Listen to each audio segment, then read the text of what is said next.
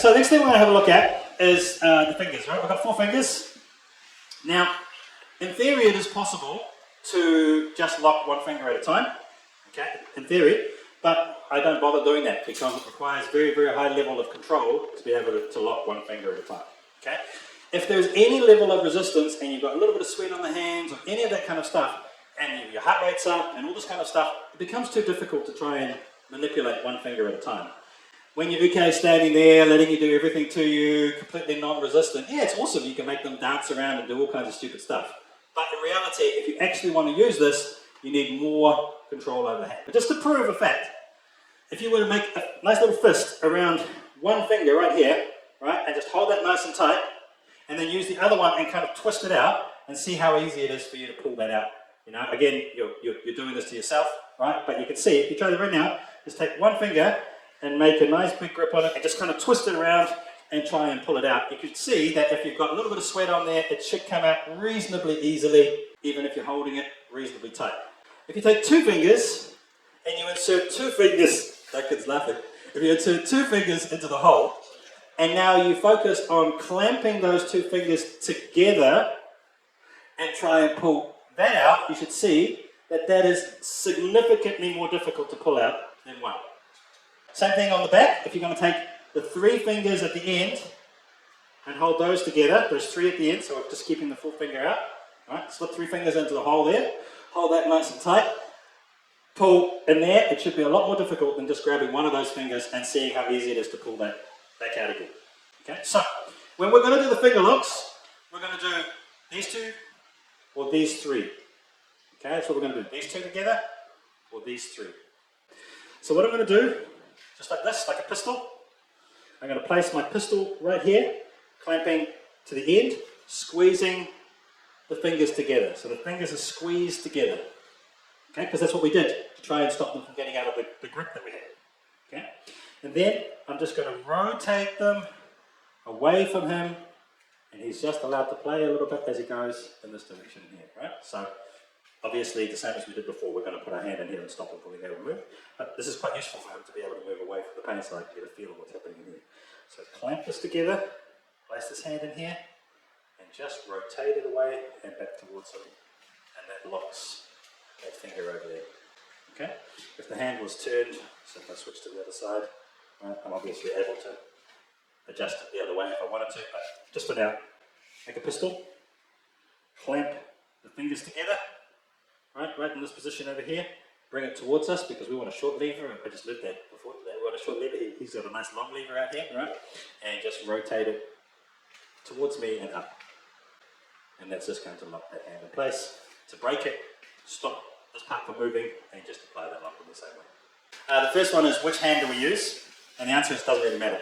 Okay, so I can do this technique in this direction, but my movement here is quite limited in what I can do to try and affect it from here. Right? I have to do quite a lot of movement to get myself into a position where I can change that shape. On this side here, it's really easy once this is clamped to turn this over and use this to put this on the ground. Okay, so if that's your intention or if that's what's available to you, you can use either side, it doesn't matter, but you just got an easier turn to get on top of this lock. Okay, if you're using the same side.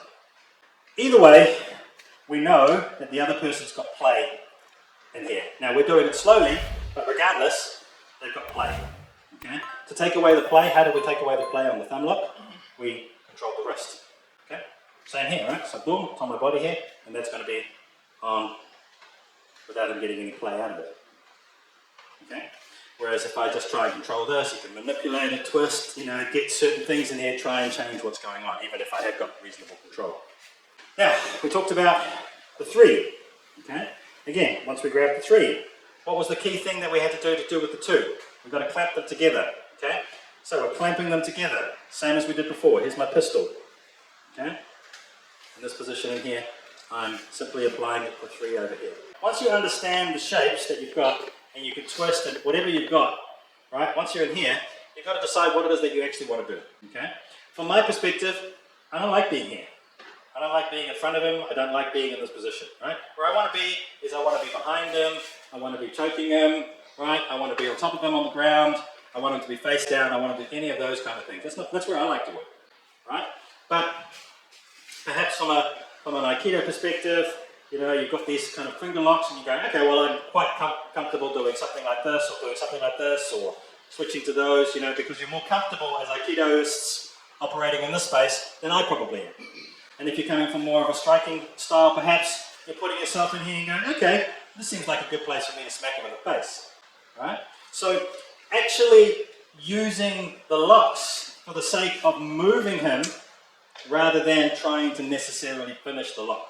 If you add the base, right, so if we're adding the base in here, this base, right, it's for the purposes of breaking, right? There's no other point, right? I can't stay here and go, you're a really naughty boy, because he's just going to punch me in the face, right? I've got to do that snap, right, or move on to something else. There's nothing else I can do. This is not a submission, this is a break.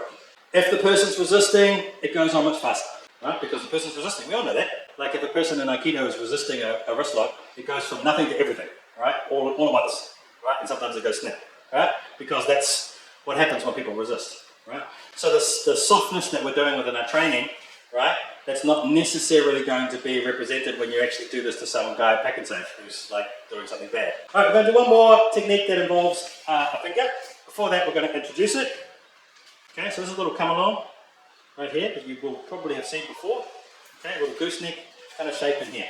Okay, so we're just going to do the technique first. I'm going to show you a couple of ways to get out of it, and then once I've shown you the way to get out of it, I'm going to stop you from getting out of it. Okay, that's because I'm a mean guy like that. I give you hope, and then I take it away. Okay, so first of all, the technique over here, gooseneck over here, what we're trying to do is we're just compressing it in here to make this happen, or we just move to take him along for a walk. First way to get out of this one, if it's a nice little single hand one over here, is to actually give yourself a little bit more pain. So what happens here is there's actually quite a bit of play left in this over here. So if he takes his hand and puts it over the top and pressures it through, he's able to get this out of the gap. So once he's over here, right here, just pressure it through, pressure it through, there it is there, and you're able to take it out. That's one way to get out of this technique. You have to do it quite early, obviously. There you go, so as I'm trying to apply it, just pressure it through, and there it goes there, right? He's out, he can do whatever he wants to do in this position, okay? The second one, the second easy way to get out of it, is to take the elbow out of it. So as you jump and lift, it's able to pop this out. Again, it needs to be relatively early, right? So as I'm putting it on, jump and lift, yeah, there it is, it comes out in that position. Let me demonstrate. So you put it on there, yeah, so pressure it through, that's one, right? And pop it out, that's two, okay? So we're using this to get it. So, once I'm in this position over here, this hand is going to slip through and grab a hold of his thumb and lock it into place, okay? He doesn't want to lift his shoulder up anymore, he doesn't want to push through this anymore, because it's just in a nice little lock. And then we go for a walk. You want to take that? You okay? Yeah, you're pretty high up in there. Yeah, so we're just going into this position over here. Right there, you good? Yep, right there. So, all I'm doing is just controlling that, popping that block back on, and it's nicely under control right here. Yeah. He doesn't want to punch me in the face or anything like that. Okay, just nice and controlled, just there.